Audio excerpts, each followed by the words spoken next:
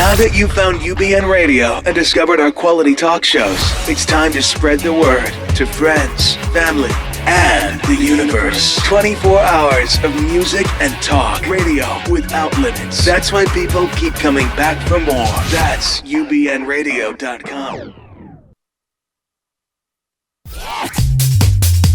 Going behind the scenes with Hollywood's power players. Real Hollywood Live with Ben and Reba.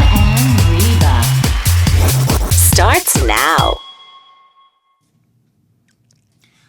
Well, it's Tuesday at 1 p.m. here on ubnradio.com, Channel 1, and welcome to Real Hollywood Live. I'm Ben. I'm Reba. And we're here every week. If you missed this or you want to see other shows, go to realhollywoodlive.com, and you can see past episodes. You can even see future ones. All our crimes are out there. Did you know that? Yeah, that thanks to the internet, you can't just pick up and leave anymore. I know. Well, every time I make a mistake, it seems to come back to follow me. Well, that's because you put it in your book. Yes, I did put it in my book. Can I just say something? Can I just thank the people that are actually buying the book on Amazon? I can't believe this is happening to me. Maybe it's the show that's doing it, but people are actually buying the book on Amazon. Actually, it could be the title. Actually, there was some guys that I met a couple of years back who decided that they were going to craft an independent film based upon the 3 most searchable terms on the internet. And so I believe it was called Hollywood Sex Wars. And it was a total, TNA film, but it sold like gangbusters on DVD. Okay. I'm not saying anything. Yeah. I didn't use the word Hollywood. Isn't it Tales from the Trenches, Real Stories from the Hollywood or yes, something like that? okay, so I did. Now, Okay, so what are we talking about today? well, we're talking about that. I know tomorrow is the first day of fall, but I don't know if the Academy of Motion Picture Arts and Sciences knows that, because I've now gotten my 5th invitation to a screening, which the subliminal title is Oscar consideration. And I went to one last night, but I went to one Saturday. Let me tell you about the Saturday one. Saturday was not an invitation. Saturday was a regular screening for a big movie called Black Mass. And I went because I'm a big fan of Johnny Depp's. And while I was there, he was not to appear. Now, did you ever talk to Johnny before this? I interviewed him twice. Okay. Pirates 1 and 2, and he was really, really good to me. In fact, he's so good to me, you're going to see a soundbite in the 3rd segment about what he did. But you see that picture? That's really Johnny Depp. That's not a cutout. He is walking across the stage, and I'm standing there. Sure, he looks a little flat. No. And I touched him. I'm allowed to. Okay. And I said to him... He didn't have a security team around him? No. This is the Academy, okay? I mean, we have been vetted. Yes. And so I said to him, I never got a chance. I never saw you again. And I never got to tell you what happened the last time I interviewed you. And Did you end up pregnant? Oh. What happened was that there was an adorable 13-year-old who was a friend of the family. And remember, this is 9 years ago, was the last time I interviewed him. And she was obsessed. All her walls were covered with his posters. And I asked him at the end of the interview, since I was the last one of the day, could she meet him? And he said, absolutely. And he made her day, life, whatever. She's now 22 and studying in England to be a set designer, but that's another part. And I told him that. And I said, and I walked out of the suite and got fired for doing that. And he says to me, that's terrible. And then I told him, I'm not going to announce who did it. And then I said, then I never got a picture of us. And he says, well, we'll take care of that right now. But to find out who did it, go to your Twitter page? No. Never. And that's how I got the picture. Congratulations. That's awesome. Yeah, and he was really, really nice. Dressed weird, but really nice. I'm going to tell you something. The movie's fabulous. Now, I do have a question, though, because as we know, it's like you used to take a few years off your age. So 9 years ago, was that actually 20 years ago in Reba years? No, but I told him the truth. I told him I was 80. Did he believe you? No, but of course the not. thing is that the only reason I tell you my age is that I still look good. When I stop looking good, like on one of our guests today who really looks good, then I'll stop telling you how old I am. But but the thing that touched me, that he cared. For that moment, somebody that famous was so human. Now, saying that, he doesn't play nice or human in this movie, Black Mass. Okay. And because I love you dearly, we are going to run a clip from Black Mass. So if my wonderful Kurt will run that clip. You're going to take a look at Johnny and a very interesting scene.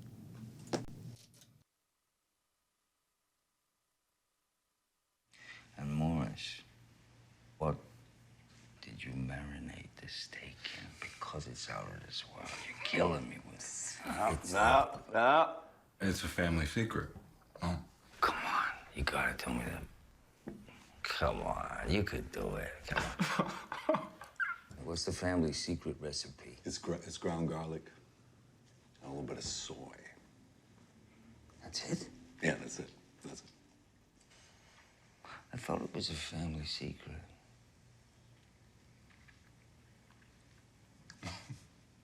It's a recipe. No. No. You said to me, this is a family secret, and you gave it up to me. Boom. Don't look to John, because he's not gonna help you. You spill the secret family recipe today, maybe you spill about me tomorrow. Is that something maybe that's a possibility? I was just saying. You were just saying. Just saying gets people sent to Allenwood. Just saying could get you buried real quick. Yeah. You know, I'll tell you something, Ben. I think that this may actually be an Oscar performance for Johnny Depp, who plays these incredible characters on film. But in fact, well, you know, our guest is like that too. I know. It's like, well, you know, we've got a special plug. We'd love to thank our sponsors, of course, Rove Living with these incredible water bottles. But I especially want to talk about Conundrum Wine Red and White, which when it first came to us was 2 bottles of water. And then our guests arrived. And we have this incredible wine. So can you tell us who we're talking to today? Well, we're talking to Ted Neely, who introduced the world to Jesus Christ Superstar, the star of Jesus Christ Superstar, Ted Neely, and we toast you, my dear. Cheers. Thank you. All right. I must just say, I appreciate you giving me enough time to turn this water into something potable. Absolutely. It took the winemakers much longer. Yes, So I suppose your gift is... I've worked with Conundrum for years. I know the whole recipe. I know the secret ingredients. You and Johnny Depp. Obviously. Well, and I think that when you open up your mouth and sing, people probably do think that you are Jesus. Thank you very much, all you wonderful folks. Well, I guess I have to ask you, how in the world did you get that role of Jesus? Completely by accident, honestly. I, rock and roll drummer from Texas, came out here the year my band graduated from high school to just play, and happened to be here when Tom O'Horgan, the magnificent director of Hair, was here casting for the show. And a bunch of actor friends of mine literally threw me on the stage. I'm playing drums with the band. I know nothing about theater. They threw me on the stage, and Mr. O'Horgan listened to me sing, and he cast me in the show. But wait a minute. Now, had you trained as a singer? Or did you know you No, could sing I've like just that? been singing all my life. I'm, copying everybody else. We were a copy band. We were the weekend human jukebox. Okay, but you started in Ranger, Texas. So That's right. I'm wondering, did you start singing in church? Absolutely. First singing I did was in the church choir, no question. Well, at home, my family all sang, and we sang all the time. We were singing before we were talking, But my first actual public singing was in the church choir, Baptist church choir.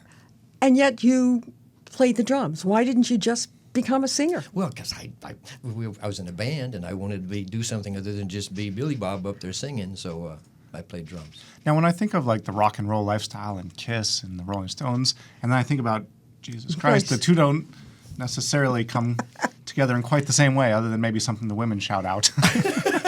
I think maybe in reality we might be really surprised how close they might be, because from the time that this film came out and made me somebody that people recognized other than just being a drummer, they talk about Jesus and the hippie cult, And you've been playing the role on and off for 20 years now or longer? Or? Since the film came out in 1973. So 40 years.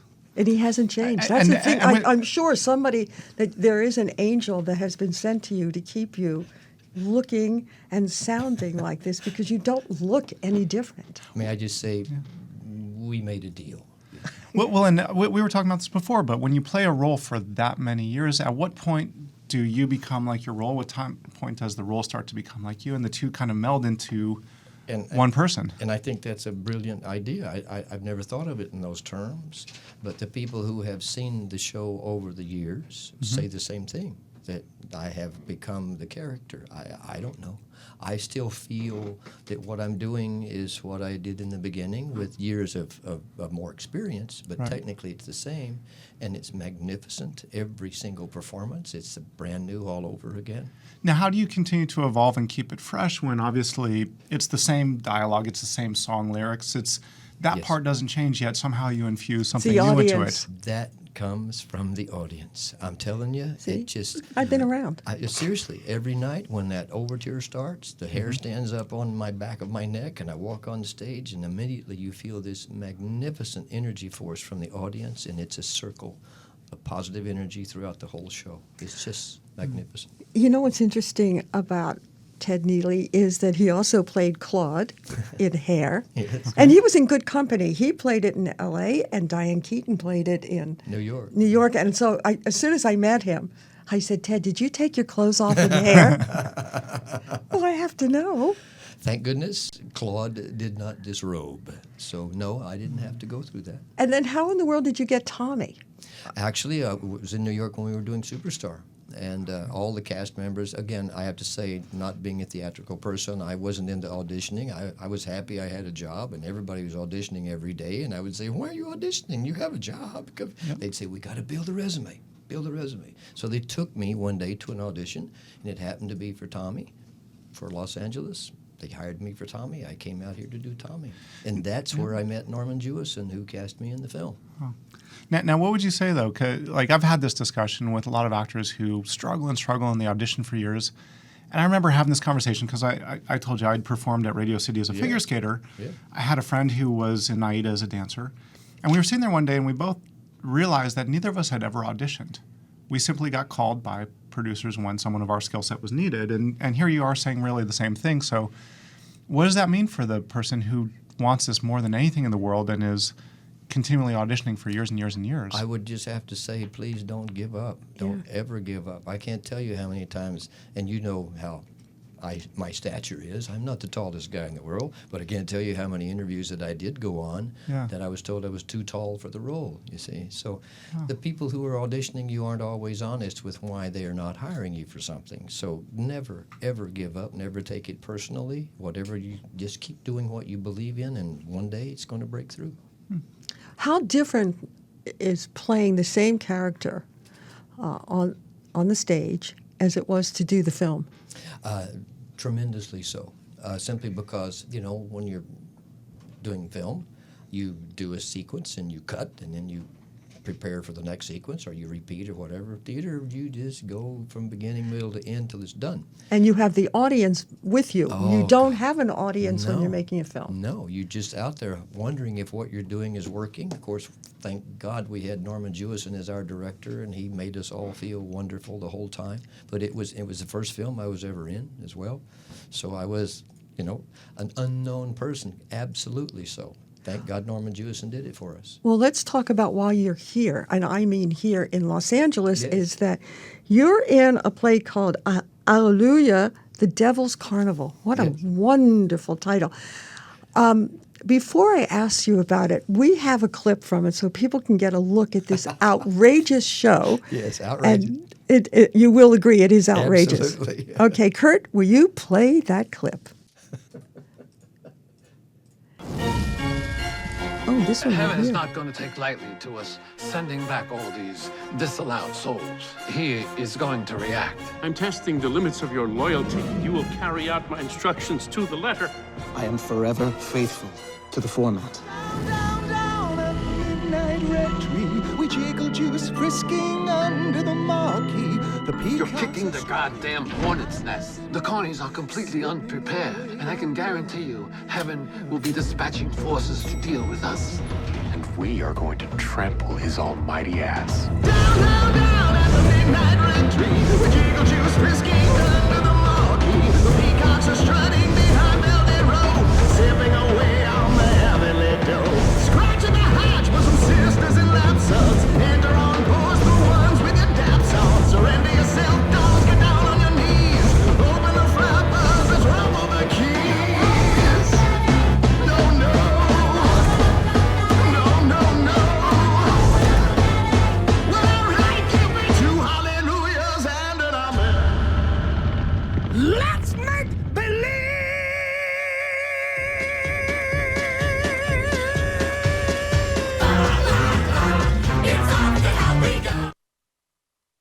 Okay.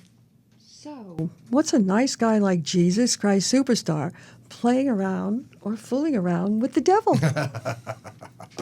Interesting that you asked that. Yes. Well, the whole premise of this particular film, Hallelujah, The Devil's Carnival, is actually it's part 2 of a series that they're doing. And the premise is if you believe that God and Satan were at once friends, and then there was a falling out between the two, and Satan was then condemned to hell for eternity, this is Satan's point of view of that particular concept. And it's told with tongue-in-cheek completely. It's told through music. It's rock music all the way through. It's an outrageous. There's not one character in the piece that isn't outrageous, including myself. You look at me doing things that you never would have thought that person who played Jesus would ever consider doing. But Darren Bousman and his partners, who are just magnificent, came up with this concept to look at life through the eyes of the devil, and he's technically telling it through children's stories. And each time he'll read a little story, then he look up and bingo, you're seeing us, we're in heaven or we're in hell or wherever we might be. And I play the PR person for God. I'm God's publicist, you see, and happen to be the orchestra leader of God's band. Why the horn in your ear? That was just a thing that they came up with to make me look more strange, you see. But it's a film. Yeah, oh, yes, it And is. like the Rocky Horror Show, Picture Show. the audience plays into this film? Yes, they're on tour right now. In fact, we opened for our screening of Superstar Tour film in Palm Springs on a Monday. Excuse me, and they're playing the same night in Santa Ana this film. So we're following each other around doing screening tours of these two films. Huh. And the people who come to see Devil's Carnival, just like with Rocky Horror Picture Show, they dress in the costumes of the film, they shadow this. It's just insane. Oh my God. That's It's wonderful. exciting. It's I crazy. loved the Rocky Horror Picture Show. I still do. Now, and the reason I'm in this film, honestly, is the people who created it are huge fans of Superstar and the Rocky Horror Show. So there's a combination. They called and said, "Please, will you come be in our film?" Well, yeah. I mean, we're coming towards the end of our first segment, but one thing that is also unique is that as you're traveling the world, you're doing these amazing shows. You also have a family. Yes, I do. So what has it been like for them, and what's it like raising a family while you are on the road all the time? I must tell you, honestly, it's magnificent. Both Zachariah, our son, and Tessa, our daughter, by the time they were 4 and 7 years old, had been in every state in America and every province in Canada on tour with me doing Superstar. And the most recent thing I'm doing is in Italy, and they come and visit me there as well. Wow. Well, we're going to go to a little commercial break. And then, but stay tuned, though, because we're going to have you back in the third segment. Oh, thank for you. sure, where we're going to talk with everybody. Absolutely. So yeah, we have time if you have any last thing before we go to a commercial break from our sponsors. Well, just one question about this outrageous show that you're in right now. How do they know how to dress? How does the audience know what to expect? That's what I don't understand. From the previews, what happens with this particular film production entity, they're so wise. They do it all by media. And what they do is they send little teasers out because they have the major thing is the man who directed the film directed Saw 2, 3, and 4. So he has all of that fan base that he shows to people, you see. Speak of the devil. Darren Bousman is his name. He is wonderful, and his partners are magnificent. They're great writers. So, and it's all fun. Every scene that you do, there's a party after the scene because it's so much fun doing each scene, you see. So they get like an email. Yeah. And then they know how to dress up to go to the movies. If you went onto their website, for example, for the Devil's Carnival, Hallelujah, you'll see photographs of the characters in costume. And then the next day, you will see tons of photographs from fans who have got those costumes together, and they're coming to and they do midnight screenings just like horror show. You know? All right, well, we're going to go to a little commercial break. When we come back, we're going to have our next guest, Alex, and we're going to be, I'm excited next week to see your costume from the Devil's Carnival. So stay tuned. We'll be right back. From our wonderful sponsors. Conundrum has been turning winemaking on its head for 25 years. Conundrum White is the original white wine blend from California. Pair this exotic, versatile wine with everything from Asian cuisine to tacos. Conundrum Red is rich, full-flavored, and balanced, the perfect complement to dishes like pasta pomodoro, fajitas, and barbecue. You'll find Conundrum Red and White wines at your favorite restaurants, wine shops, or supermarket. go to WagnerFamilyOfWine.com. Again, that's WagnerFamilyOfWine.com. Find your wine, find your adventure. Rove knows you're always on the go, so we make it easy to have the most basic luxuries at your fingertips no matter where you are. At home watching a movie, working out at the gym, or running around town. Yes, we are talking about having hot coffee and cold water available on demand. Rove makes everything better. Check out roveliving.com. That's ROVE living.com. Rove, make life better. Nearly famous Tales from the Hollywood Trenches is Reba Merrill's intriguing look at hidden Hollywood. Find out what movie stars are really like in this behind-the-scenes Hollywood tell-all. The story of Reba's extraordinary life interwoven with an insider's look at achieving fame and success in the entertainment industry. A must-read. Buy Nearly Famous Tales from the Hollywood Trenches at RebaMerrill.com, Amazon.com, or ask for it at fine bookstores. Nearly Famous Tales from the Hollywood Trenches. You'll love it.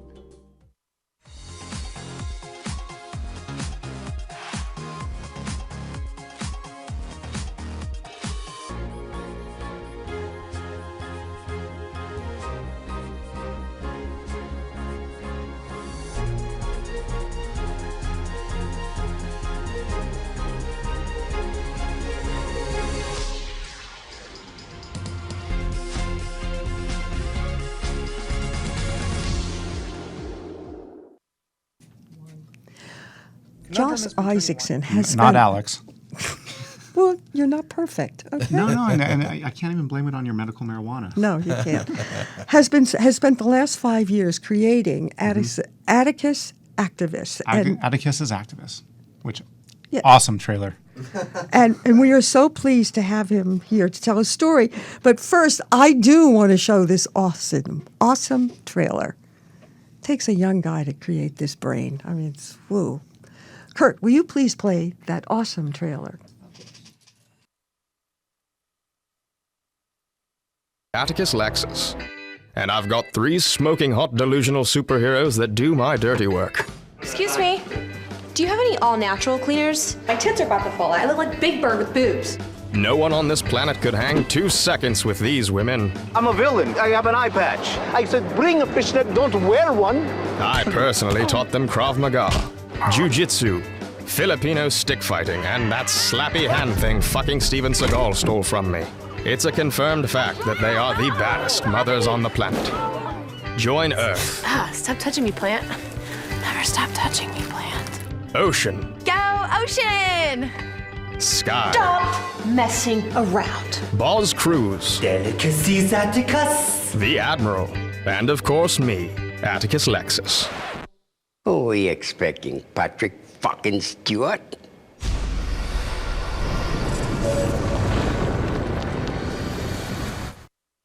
It's Charlie's Angels meets Greenpeace with a National Lampoon twist. Exactly. Well, I got to find out, first of all, how in the world did you grow up? Like locked up? No. Did you grow up watching a lot of TV and movies? Because, boy, your brain is outwired. Yeah, pretty much my childhood was consuming as much television and film as I possibly could get my hands on. I spent every weekend in the theaters and every waking minute when I wasn't doing homework or at school watching TV, and I consumed it and studied it, and I knew that's what I wanted to do ever since I was like 3 years old, and I saw Charlie and the Chocolate Factory, or Willy Wonka and the Chocolate Factory, and the colors and the imagery was what did it for me, and I was like, I want to do that. Where'd you grow up? I grew up in Brentwood, actually. Oh, so LA. you're a California guy. Yeah. So you were exposed to the weirdness of California. Oh, yes. You know, you can live here all year round and never see a season that you don't know. You know, I don't want to embarrass This was you. actually a documentary about his childhood. Oh, okay. But a lot of creative people don't fit in. And growing up, did you feel like you didn't fit in?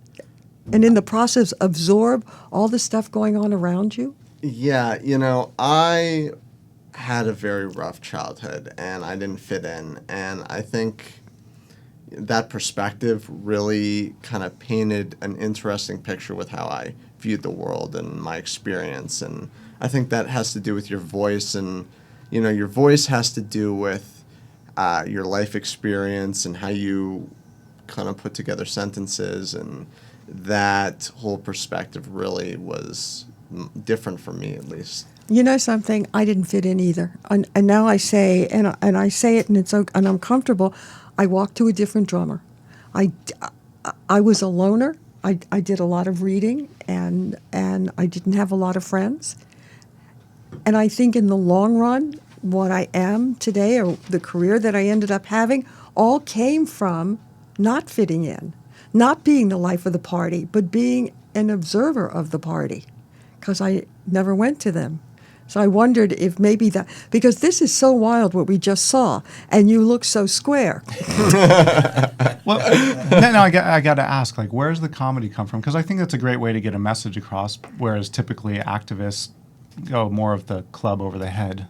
Yeah, I decided to use comedy to get our message out, which is obviously save the planet, and it's up to us to change things. But as you said, comedy really is the key to getting your message across. And if you can do something that's funny and entertaining yet educational of some sort, then I think people will listen to it. So I want to ask you, if being funny, did you use that humor to distance yourself from like the bullies and the people that didn't like you? I actually got bullied big time. So it was, like it made me who I am today, and but it was very kind of a different experience altogether. Like it wasn't about using humor. It was just I saw the world differently, and I was different. And did you pay a price for being different? Oh yeah. Like what? I'm no. Look, if I don't ask, I'm going to feel really that I've missed something. Yeah, I got beat up a lot, ridiculed. No one ever took me seriously. Yeah, and it was very painful, but... can I say something? Yeah. I'm just looking at you. I'm a woman. Don't doubt that. You're good looking. Thanks. Your voice is terrific. Your body's not bad. I don't understand. What are you doing later tonight? I'm happily married. Come on. I don't understand it. I mean, why didn't you just have a lot of girls? Whether it be the creative thing or the fact that I was different, I don't know. I never really fit in, and I think that's why my writing is so different, and it's really out there, and why my perspective is so unique.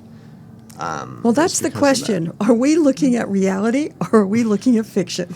Well, I think also, too, it's like when you talk about being unique, you've chosen to do a web series, which is, they've been around for a while, but it's still fairly new as far as having a mainstream show. So, what was the impetus for that decision? I've been working in corporate entertainment for like 8 years, and I just found that if you're going to do something, you got to do it on your own.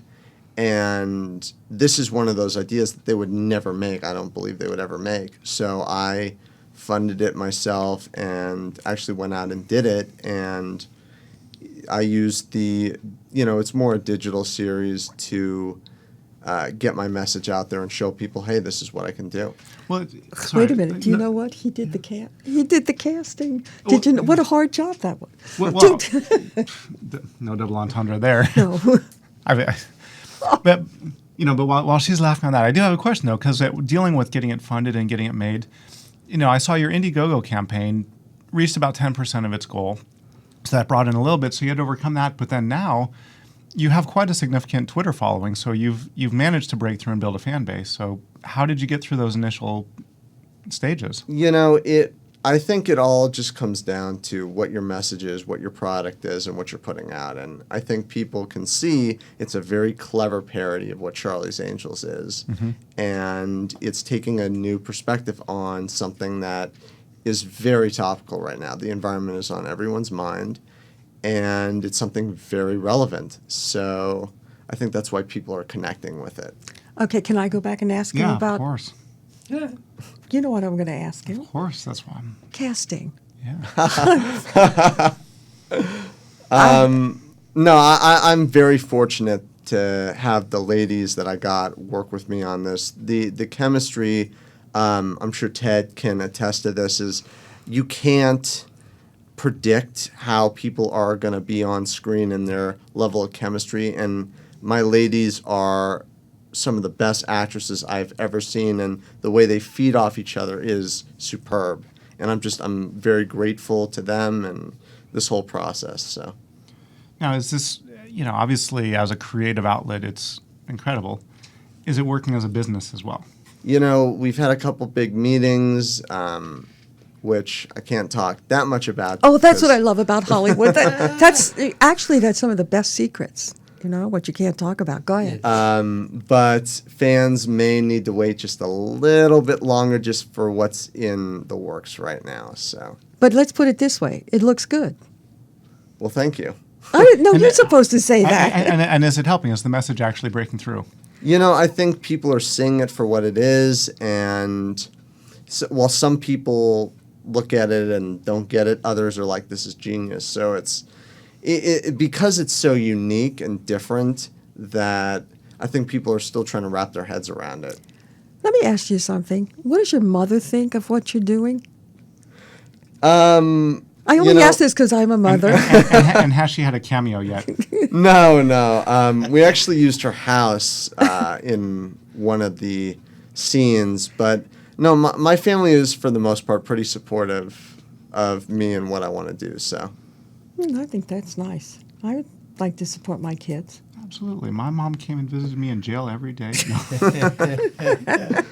Were these your... since this is so off the wall and creative, what were your dreams like? What did you dream for Josh? Wow. The casting session, mostly. Dreams are, really out there, and... I've gotten some ideas from dreams, but for the most part, it's like a crazy ride. I have everything from, flying on a magic carpet around the world to getting chased by monsters and weird things. But, I guess that just deals with my creativity. I don't know. Can I ask you a question? And maybe I read it someplace else. Are you dealing with a monkey? Yes, the Admiral, not crazy. Actually. I'm not crazy. He can talk. And he sounds like Barry White, actually. So. Yes. Was he part of the casting process, or did you know him personally? No, it's funny. The monkey is actually Marcel from Friends. Mm-hmm. And we were lucky enough to get him. And wait a minute, does he have an agent? Was the negotiation difficult after his stardom? I had to pay him in bananas. So... no, it was just, it came together, and... everybody does try to, they call it wiffle dust, but you put in like a star actor for a scene or two to help get you some press. So has Marcel gotten you that accolades? Definitely people recognize him, and I think just the monkey alone people find is genius. Monkeys are just very funny and finicky creatures that if you can put them in a scene, they always liven it up and... make it fun. So I know and you. And if he doesn't like to take, does he throw his poop at you? Bad. But I really wanted to know this. I know you wrote all this. Are you also directing? No, I actually produce, but I'm talking to the company we're talking to now. They want me to direct more episodes. So. Have you directed? Yes. Uh-huh. Do you like that part? Because I've been on enough sets to know that the director is God of the set. I was going to say, that's the bullied's revenge. Yes, it is. Well, And you have the hat for it already. And the look, yes, definitely. I just, again, want to use my voice and everything to send a message, and whether that's through directing or writing or producing, it is about the art, and... The message is clear, at least with this piece, which is we need to all kind of wake up and know that it's up to us to save the planet. So, well, and on that note, we're going to take another quick break to hear from our sponsors. Talk about our sponsors, because we have the amazing Conundrum Red and White Wine from WagnerFamilyOfWines.com. We'd like to toast you guys, because all this talent in one room. I'm really impressed. Thanks. To my men. Oh, and then boy. for when you're on the go, Rove Living That's makes me. these incredible water bottles that are vacuum sealed like thermoses, so you can keep your water cold or your coffee hot, or make infused water. And you can have these great with the double lock system, so you don't spill. That's and right. that's Never spilled once. from roveliving.com. So I can drive So. and drink water. Yep. We'll be right back. Thank you. Conundrum has been turning winemaking on its head for 25 years. Conundrum White is the original white wine blend from California. Pair this exotic, versatile wine with everything from Asian cuisine to tacos.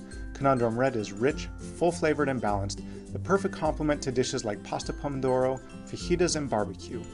You'll find Conundrum Red and White wines at your favorite restaurants, wine shops, or supermarket. Go to WagnerFamilyOfWine.com. Again, that's WagnerFamilyOfWine.com. Find your wine, find your adventure. Rove knows you're always on the go, so we make it easy to have the most basic luxuries at your fingertips no matter where you are. At home watching a movie, working out at the gym, or running around town. Yes, we are talking about having hot coffee and cold water available on demand. Rove makes everything better. Check out roveliving.com. That's ROVE living.com. Rove. Make life better. Nearly Famous Tales from the Hollywood Trenches is Reba Merrill's intriguing look at hidden Hollywood. Find out what movie stars are really like in this behind-the-scenes Hollywood tell-all. The story of Reba's extraordinary life interwoven with an insider's look at achieving fame and success in the entertainment industry. A must-read. Buy Nearly Famous Tales from the Hollywood Trenches at rebamerrill.com, amazon.com, or ask for it at fine bookstores. Nearly Famous Tales from the Hollywood Trenches. You'll love it.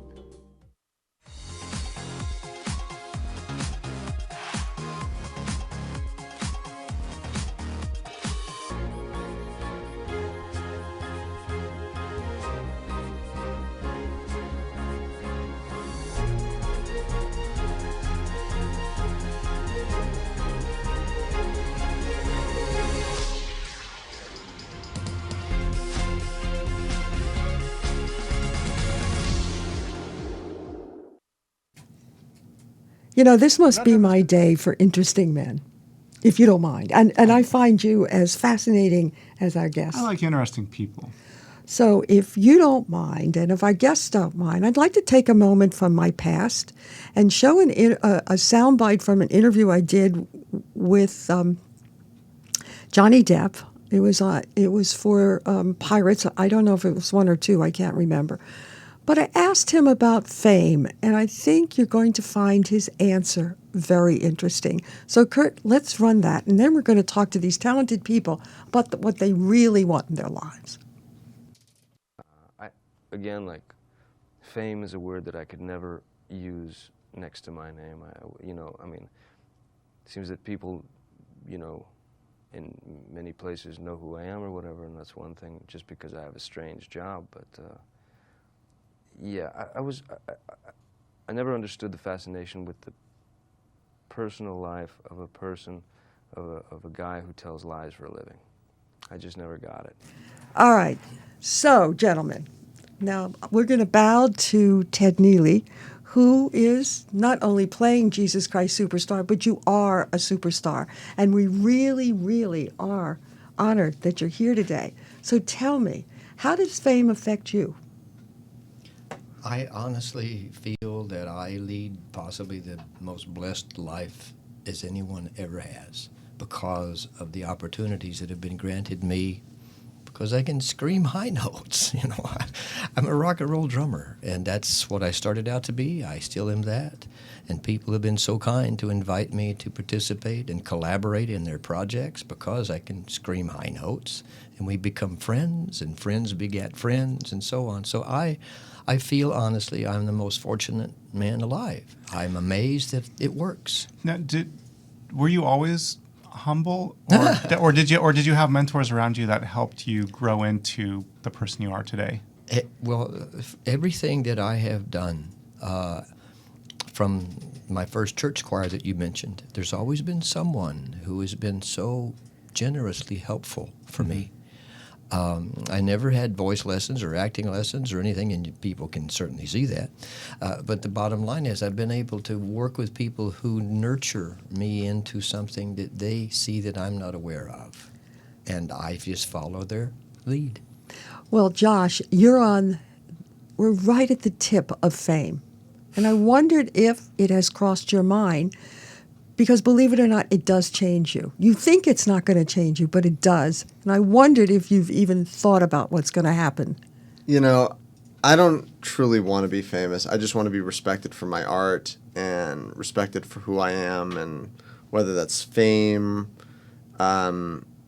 it really doesn't matter to me. I just want that respect. That's the most important thing. I think sometimes you don't have a choice on fame. It either happens to you or not, and it's a question of how you deal with it. Yes. When it does happen. Please do me a favor. Be gracious. Yeah. The only reason I say that is that I've interviewed a lot of stars, and I get them sometimes right in the beginning of their career, and I say, oh, please don't change, Lindsay Lohan.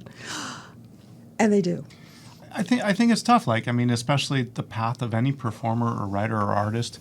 You get beat up, you get bullied, you get rejected for so many years that when you finally do make it, I'll show you. It's a little bit of that, and also as everyone all of a sudden comes rushing the door, and you know that it's a little bit hollow as well, that they just want to attach to you. And so I think it takes a maturity and oftentimes mentors to explain how life is now going to work and where you can be yourself and where you always have to put on that show and be gracious, because especially nowadays, anything you do, for better or for worse, is going to end up on social media or in the news or in the trades, and it will have an impact on what you've worked your life to achieve.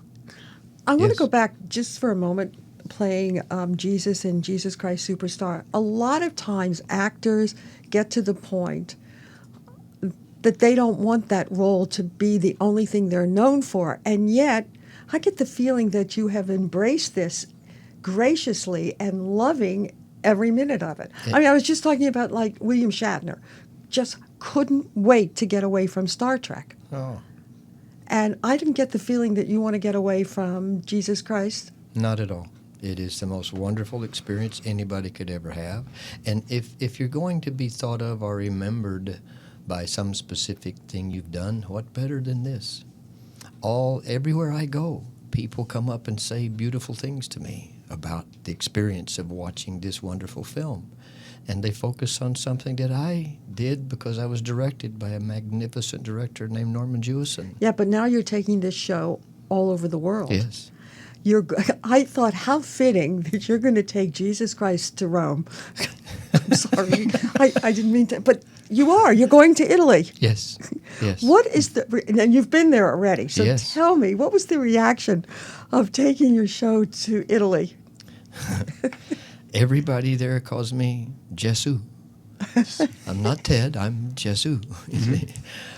Because they've loved this movie since it first came out. All those generations. You're taking the movie or the show? No, the show. But I mean, it's the movie that made them be interested in the show. Now, does the fact that you wear a white robe and sandals every day as you walk down the street have anything to do with it? Nobody seems to notice that.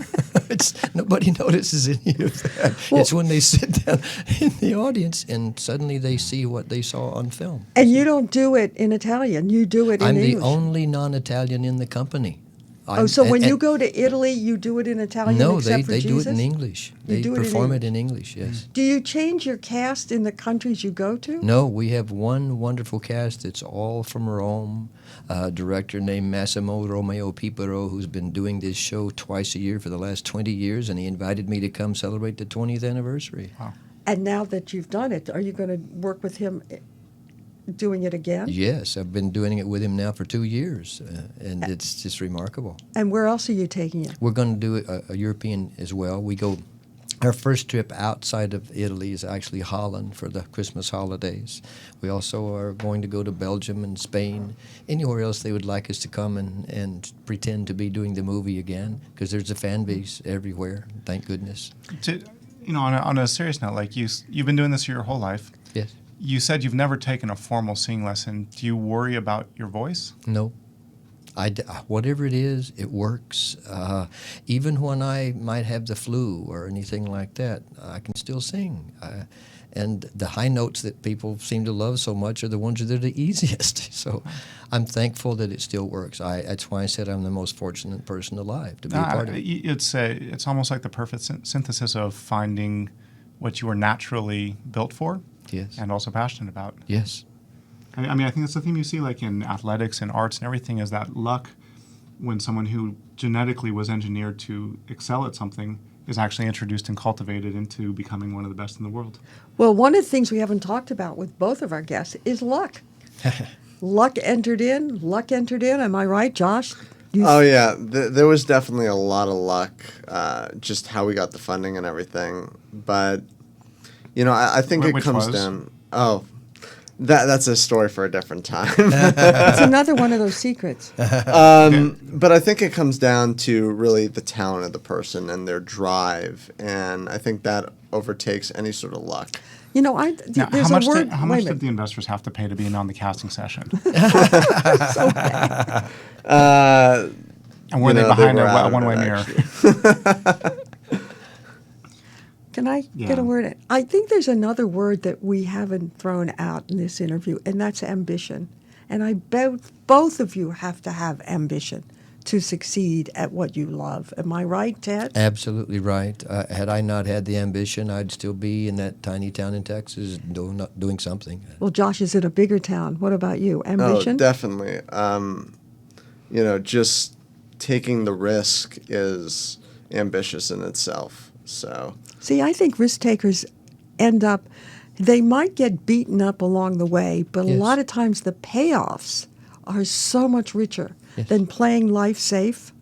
You didn't play it safe. No, I've never played it safe. You didn't play it safe, even though you've been luckier than most people I've met. More so than most, yes. And talking about the get beaten up along the way, every time something like that happened, a magnificent lesson was learned for the next step.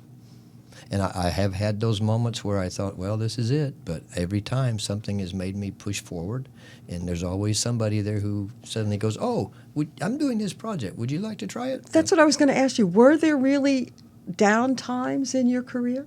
The only downtime I experienced ever was for 3 years after the film first came out in the 70s. Because... Okay, so did you think you'd never work again? Yes, absolutely. Simply because everywhere I went... The people would be very respectful. They loved the movie, and they would say, Mr. Neely, I'm sorry, but there's just no role in this film for Jesus. That's tough when you get typecast like that. But it's not. This many years later, I still am able to do this performance, and what a wonderful blessing that is. It's just the greatest thing that could ever happen to anyone. I'm impressed. What are you drinking? You're finished with your wine. No, there's a little bit more. I have some water here. Would you... Please. Would you like to convert for us?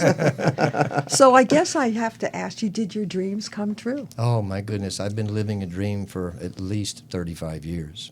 And that's one of the examples sitting right there next to you is, yes, I have a family. I have a life. And it's all because of being able to be fortunate enough to be in the right place at the right time and having people who could see something that I didn't know existed. Just like Josh, you start, you get somebody says yes, and then next thing you know, there's more people saying yes. And so Josh, what's the next steps for you? Where do you hope this will go? I mean, I have other projects I'm working on, and I hope this will be the door that opens so that I can pursue my other projects and pursue this. And, the sky's really the limit, I feel. I guess it's too early to ask you about your dreams, but you must have dreamt something. Yeah, I mean, this past year has been the most whirlwind experience I can't even begin to describe, how this whole thing came together, but I'm just kind of buckling up and riding it out, and it's the most amazing experience ever, so... I like when dreams come true. I like that nobody's ashamed to say, I have ambition, I want to make it. Yes. Absolutely. Yes. There's so much more we could say, but we're going to have to talk about it next week. Are you sure? Yeah. Can they just stay? Kurt has told me, well, they can stay until next week. But Kurt told me that, unfortunately, we do have to go off the air. So thank you all for tuning in. Such a good time. I like having guys. I Yeah, it's a good thing for you. It is. But we'll be back next Tuesday at 1 p.m. Pacific time on ubnradio.com, Channel 1. I'm going to give you a guess. We're going to have a madam on from Heaven and Hell. A madam from Heaven and Hell. Continuing this week's theme. Yes. Tracy McKnight, who is a music supervisor and a vice president at a studio. And we're going to have a surprise guest. He's coming in from Spain. I met him at a party. See, I pick people up all over the place. So we're going to have 3 guests next week, which is very rare for us. It is, but very exciting. And tune in for more information at realhollywoodlive.com, and we'll see you next week. And I get to say, that's a wrap. Thank you, guys. Real Hollywood Live with Ben and Reba.